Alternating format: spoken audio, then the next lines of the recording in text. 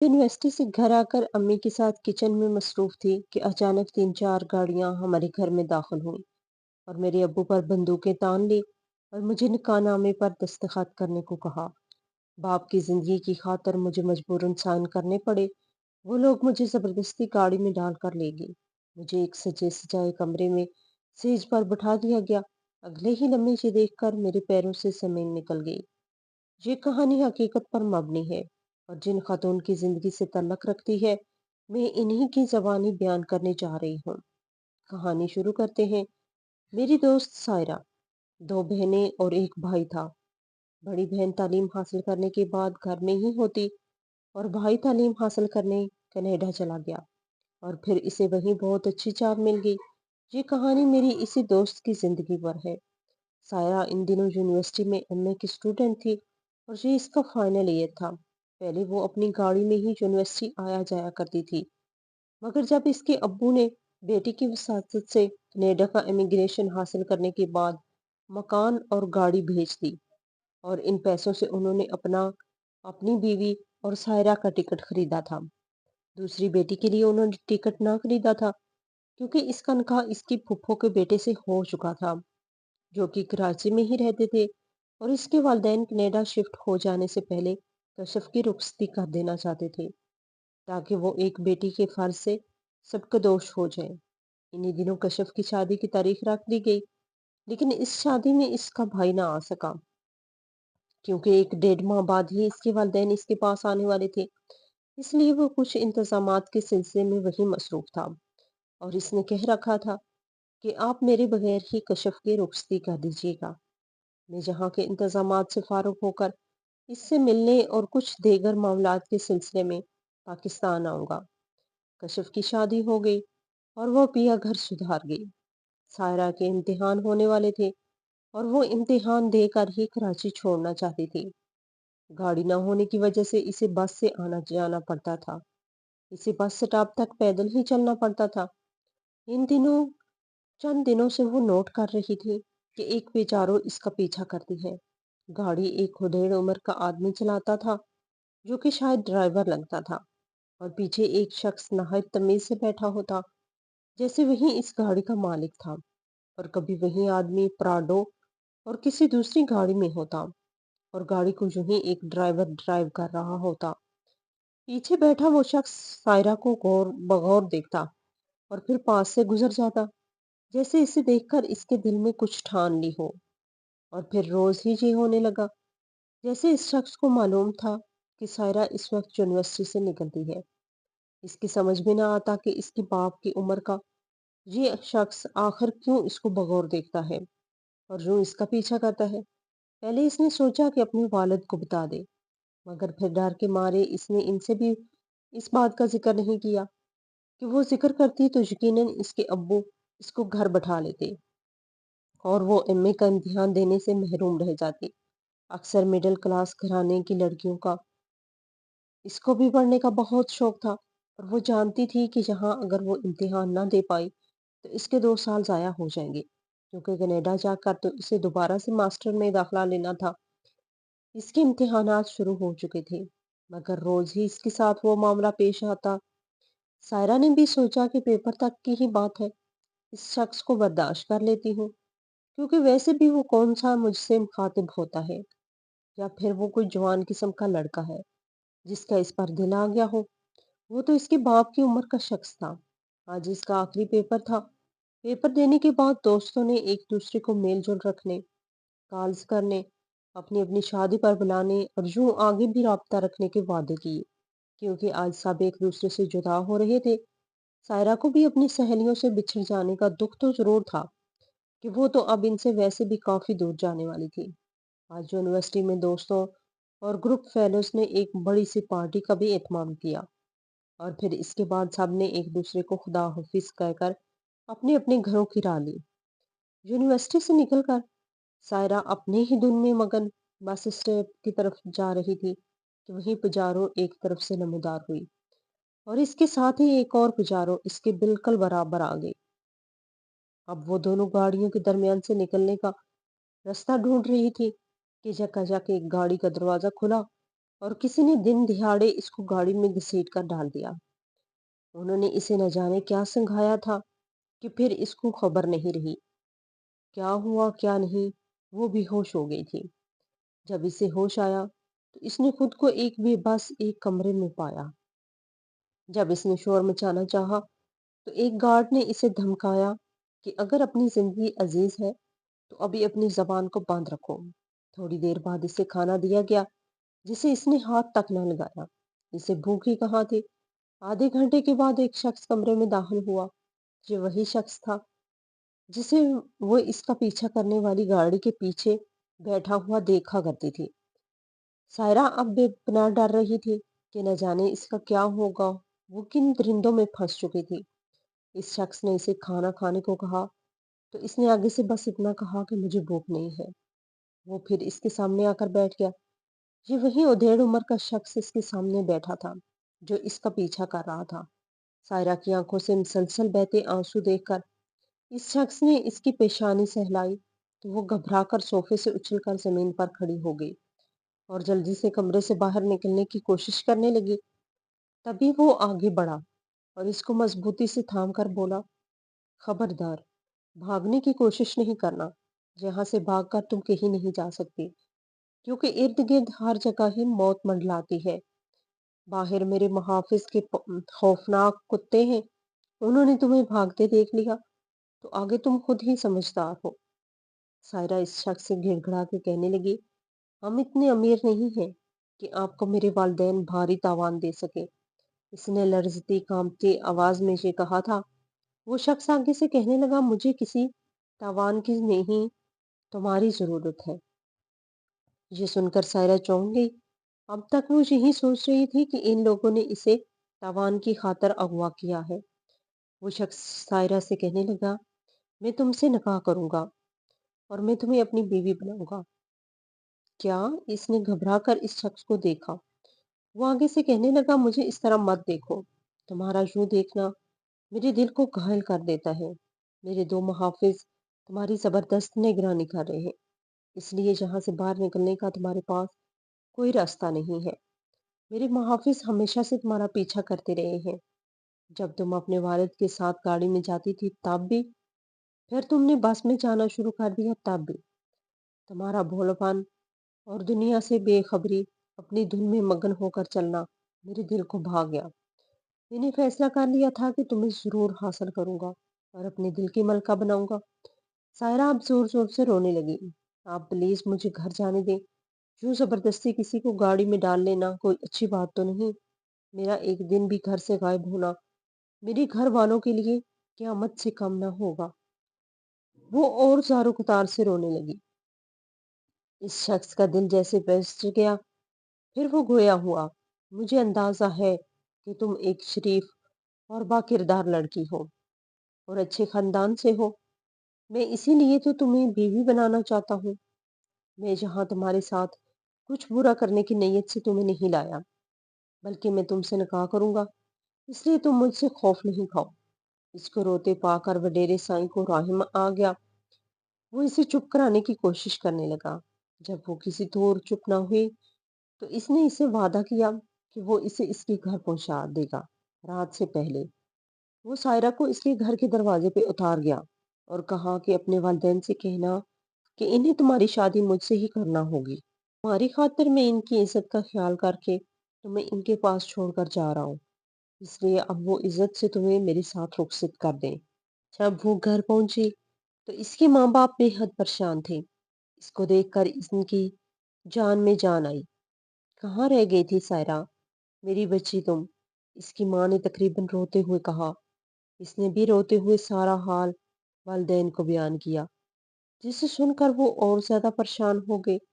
बाप ने फौरन बेटे को कनाडा फोन कर दिया। वो फौरन पाकिस्तान आने पर तैयार हो गया, मगर कुछ कानूनी कार्रवाई की वजह से फौरन नहीं आ सकता था। माँ ने इसको मना कर दिया कि तुम मत आओ, हम खुद इस मसले से निपट लेंगे। सायरा का परेशानी से बुरा हाल था। इसे इस शख्स की बातों से अंदाजा हो चुका था कि वो दोबारा इसे हासिल करने की कोशिश जरूर करेगा।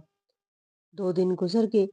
सायरा अपनी माँ के साथ किचन के कामों में मसरूफ थी। کہ चंद लोग फल और मिठाई की टोकरी लेकर आ गए और उन्होंने साफ बता दिया कि बाएं अल्लादाद ने रिश्ता मांगा है। पहली बीवी इनसे काफी बड़ी थी, उन्होंने दूसरी शादी की तो इससे औलाद नहीं। तीसरी मेडिकल की तलबा थी जो इनको पसंद आ गई। साईं रिश्ता लेकर गए तो इस लड़की के वालिदैन ने भी रिश्ता देने से इनकार किया। अब इसके दो बच्चे हैं और वो लड़काना में इनके गांव में ही रहती है। सायरा साईं की चौथी बीवी होगी और वो इनके साथ कराची में ही रहेगी। डिफेंस का बंगला वो सायरा के नाम लिख कर देंगे। सायरा के अब्बू ने बड़े तहम्मुल से इनकी बातें सुनी। इन लोगों को चाय वगैरह से तवाज़ो की और जाते वक्त उनको भी मिठाई फूलों के साथ रुखसत किया। इन लोगों को गए एक रोज ही हुआ था कि सायरा के अब्बू के एक दोस्त जिनका नाम तौकीर अहमद था, वो शहर के एक मशहूर सियासतदान के साथ इनके घर आए और सायरा के अब्बू को समझाया कि वो बेटी का रिश्ता साईं अलादाद को दे दे। साईं अलादाद के हाथ बहुत लंबे हैं, बेहतर होगा इनकी बात मान ली जाए। वो सायरा को जोर जबरदस्ती से भी ले जा सकते हैं, लिहाजा आप अपनी इज्जत का ख्याल रखते हुए खुद ही सुलह सफाई से इनको रिश्ता दे दे। सायरा के वालिद ने इनको यही जवाब दिया कि वो अपनी बेटी को अपने हाथों जिंदा कब्र में नहीं उतार सकते। वो अल्लाह साईं दाद की बेटी का रिश्ता कभी नहीं देंगे। वो लोग मायूस होकर चले गए। इनके जाने के बाद सायरा के अब्बू शदीद परेशानी में मुब्तला थे। उन्होंने अपनी बीवी से इस मामले में सुलह मशवरा करने के बाद ये फैसला किया कि वो लोग जल्द अज जल्द अपना सामान पैक करके कनाडा के लिए रवाना हो जाएंगे ताकि किसी भी आने वाली परेशानी से पहले ही वो यहाँ से निकल जाए। उन्होंने इस मामले की किसी को सुनगुन भी ना होने दी। जिस दिन सारा सामान कनाडा के लिए पैक किया जा रहा था कि अगली सुबह 4 बजे उन्होंने घर से निकल जाना था कि आदमी रात को कुछ लोग जिनके चेहरे छुपे हुए थे और हाथों में बंदूकें थी दीवार फैलाकर घर में कूद आए और फिर आते ही उन्होंने खुद ही घर का गेट खोल दिया। इसी वक्त गेट से 2-3 गाड़ियां अंदर दाखिल हो गई जिसमें मौजूद कुछ लोग हाथों में बंदूकें उठाए थे, गोया कि साईं अदादाद के मुहाफिज थे। मौलवी साहब के साथ गुआहान भी मौजूद थे और फिर साईं अलादाद भी एक गाड़ी का दरवाजा खुलने पर बाहर निकले। वो लोग निकाह की तैयारी करके आए थे। पूरे घर में खौफ और हरासत की सी फिजा थी। एक एक आदमी सायरा के वालिद के पास आया और कहने लगा, तुमसे कहा था ना कि शराफत से बेटी का रिश्ता साईं को दे दो, और तुम ये समझ रहे थे कि मैं चुपचाप यहाँ से अपना सामान लेकर निकल जाऊंगा तो हम लोगों को खबर तक ना होगी। तुम शायद ये भूल चुके थे कि हम तुम्हारे एक एक अमल और फेल पे नजर रखे हुए थे। साईं अलादाद की 4 मुहाफिजों ने अपनी बंदूकें सायरा के वालिद के सर पर तान ली और फिर आवाज बुलंद बावर करा दिया कि अगर तुम या तुम्हारी बीवी ने मजामत की कोशिश की तो हम अपनी बंदूकें तुम पर खोलने में एक सेकंड नहीं लगाएंगे। सायरा का वजूद खौफ और परेशानी से कांप रहा था। इसको भी आवाज बुलंद बावर करा दिया गया, अगर तुमने निकाह करने से इनकार किया तो तुम्हारे बाप का खून तुम्हारी आंखों के सामने बहेगा। सायरा को कुछ समझ नहीं आ रही थी कि वो क्या करे। इसे लग रहा था जैसे ये कोई मूवी का सीन हो, क्योंकि ऐसा तो सिर्फ इसने फिल्मों में देखा था और आज वो सब बिल्कुल हकीकत में इसकी जिंदगी के साथ होने जा रहा था। इसको लग रहा था कि वो अभी जमीन पर गिरेगी और इसकी रूह फना हो जाएगी। वो अजीब कश्मकश में मुब्तला हो चुकी थी। एक तरफ इसे जबरदस्ती इस डेढ़ उम्र शख्स को कबूल करना पड़ रहा था और दूसरी तरफ इसका शफीक बाप मौत के साए में खड़ा था। यूं बंदूकों के सामने में मौलवी साहब ने सायरा का निकाह पढ़ाया।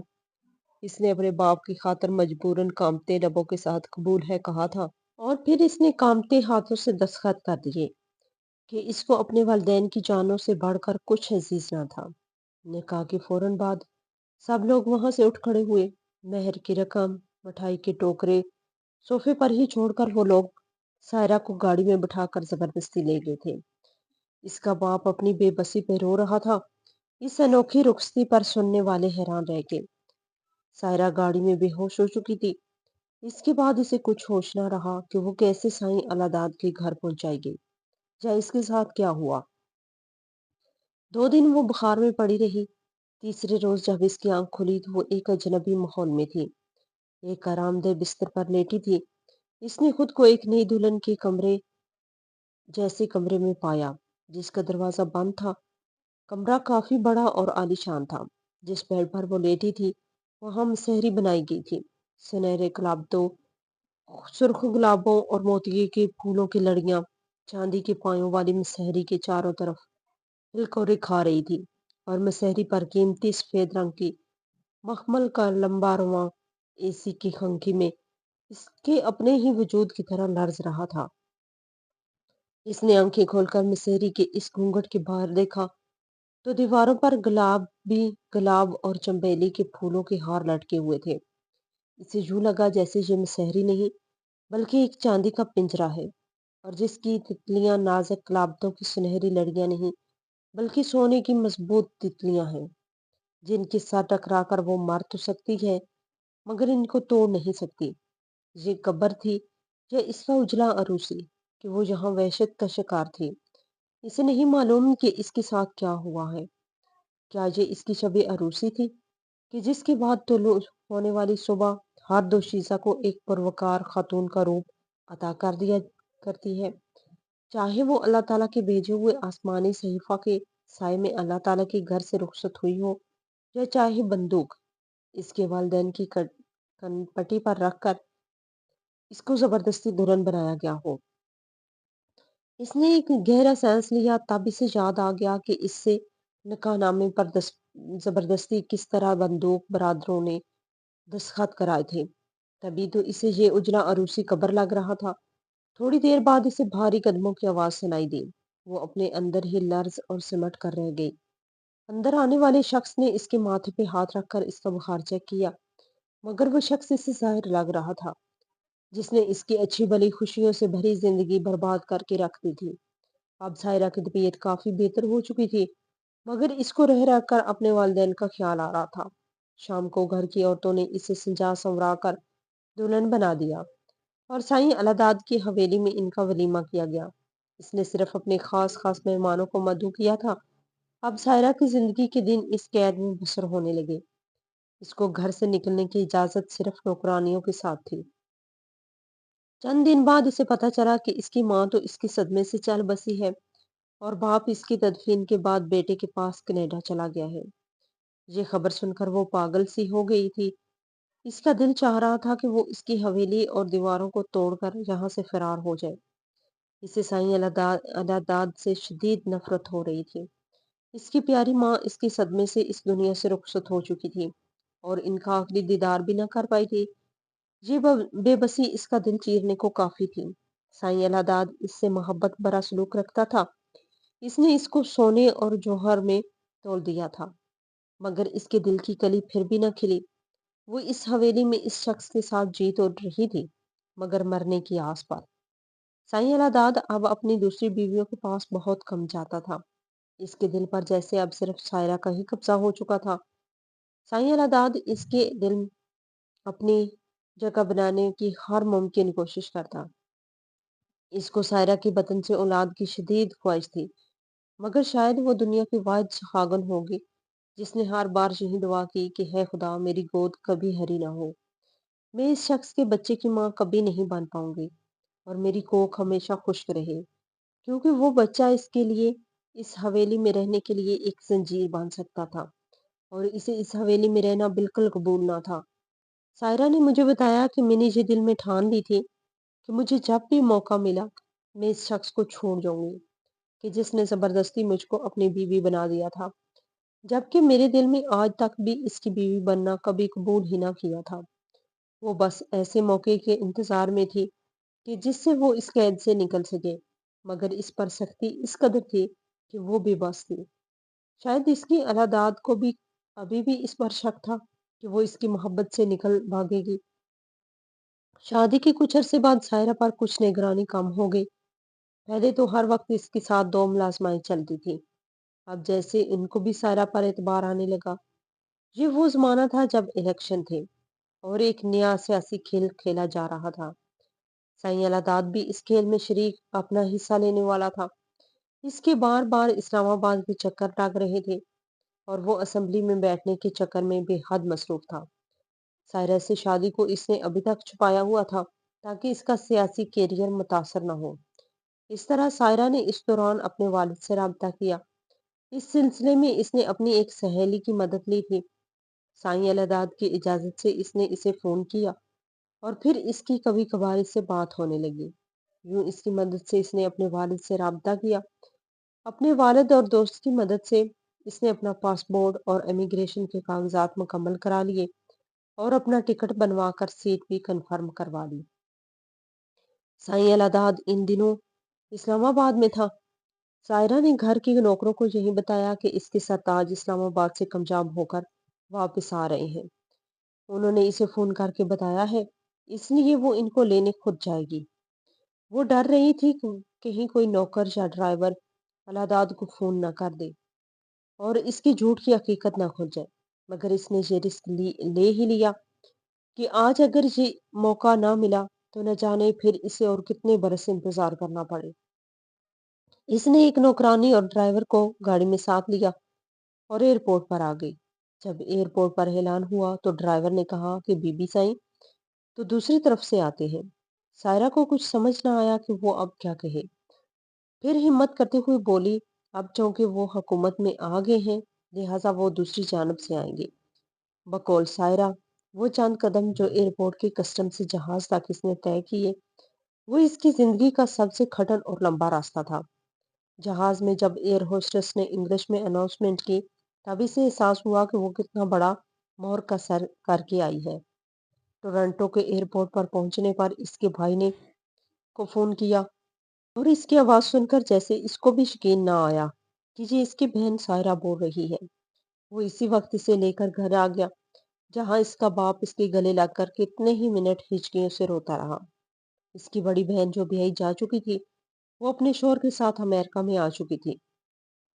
سائرہ نے جب اس کو فون کیا تو وہ بھی فون پر دہاڑے مار مار کے رونے لگی۔ سائیں الداد کا پاکستانی سفارت خانے میں کافی اثر و رسوخ تھا۔ جب وہ اسلام آباد سے واپس آیا نہیں معلوم کہ کیا ہوا، شاید اس ڈرائیور سے اسے سائرہ کے بارے میں معلومات مل گئی تھی کہ وہ کینیڈا چلی گئی ہے۔ وہ خود کینیڈا آیا۔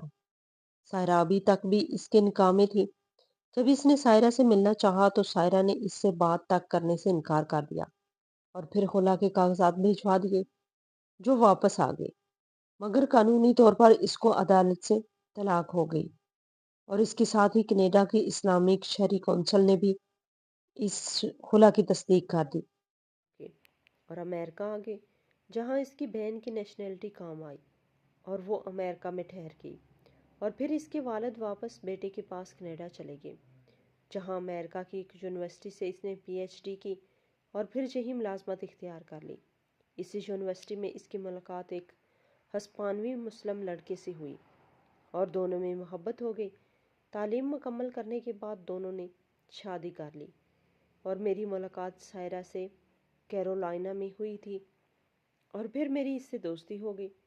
تبھی اس نے اپنی زندگی کی یہ داستان مجھے سنائی جس کو میں نے رقم کیا۔ وہ اکثر چھٹی کے دن میرے گھر آتی، ہم ڈھیر ساری باتیں کرتی اور مجھ سے پاکستان کی یادیں شیئر کرتی، اپنی بچپن کے قصے سناتی۔ یوں ہم گھنٹوں بیٹھ کر باتیں کرتے تھے پاکستان کے سرمایہ داروں، جاگیرداروں اور وڈیرا شاہی کے بارے میں۔ وہ کہتی تھی کہ دولت کی خاطر پڑھی لکھی لڑکیاں ایسے مردوں سے شادی کرنے کے خواب دیکھتی ہیں کہ جن کا سیاست میں اثر و رسوخ ہو اور جو ان کو اپنی قیمتی گاڑیوں میں سیر کرائیں، ان کو تحفے میں گاڑیاں اور بنگلے دیں۔ الداد کی وہ بیوی جو گاؤں میں رہتی تھی وہ بھی بہت کم عمر اور تب میڈیکل کی طلبہ تھی، جس نے دوست کی خاطر الداد کا رشتہ قبول کر لیا تھا، مگر مجھے یہ سب پسند نہ تھا۔ جبکہ مجھے الداد کے پاس کوئی تکلیف نہ تھی، وہ مجھ سے اچھا سلوک کرتے اور میرا بے حد خیال رکھتے تھے، لیکن پتہ نہیں کیوں میرے دل نے ان کی سنگت اور حکمرانی کو قبول ہی نہ کیا۔ سب کچھ پا کر بھی مجھ کو یوں لگتا تھا کہ جیسے میں خالی دامن ہی ہوں، اور میں اسے کہتی یہ اپنی اپنی پسند اور سوچ کی بات ہوتی ہے، دل جس کو قبول نہ کرے اس کے ساتھ سے بھی انسان کو خوشی حاصل نہیں ہوتی۔ وہ مجھے جواب دیتی کہ ہاں تم ٹھیک کہتی ہو، مگر ایک بات اور بھی ہے، وہ یہ کہ جب کوئی کسی کے ساتھ زبردستی کرتا ہے تو پھر اس کی عنایت میں ظلم سی معلوم ہوتی ہے، ورنہ الاداد میں کوئی کمی نہ تھی۔ وہ زیادہ عمر کے صحیح مگر خوبصورت اور وجیہ تھے، سخی بھی تھے، ہزاروں لوگ ان کے در پر سوالی ہوتے تھے۔ میں تو ان کے مقابل میں ایک معمولی سی لڑکی تھی، لیکن میرا دل ان کو قبول ہی نہ کرتا تھا۔ مجھ کو وہ اپنے مقابلے میں معمولی نظر آتے تھے، کیونکہ وہ دولت سے پیار کرتے تھے اور اسی دولت کے بل بوتے پر وہ جو چاہے حاصل کر لیتے تھے، جبکہ یہ اچھا سیوا نہیں ہے۔ سائرہ کی کہانی سن کر میں اکثر سوچتی تھی کہ یہ کہانی ان طلسماتی کہانیوں سے ملتی ہے جن میں دیو پری، زاد یا جن خوبصورت لڑکیوں کو زبردستی اٹھا کر لے جاتے ہیں اور کسی دور ویرانے میں واقعہ اپنے طلسماتی محل میں قید کر لیتے ہیں۔ کیا فی زمانہ دیوتوں کی جگہ انسانوں نے لے لی ہے؟ مزید دلچسپ سچی کہانیوں کے لیے چینل کو سبسکرائب کریں۔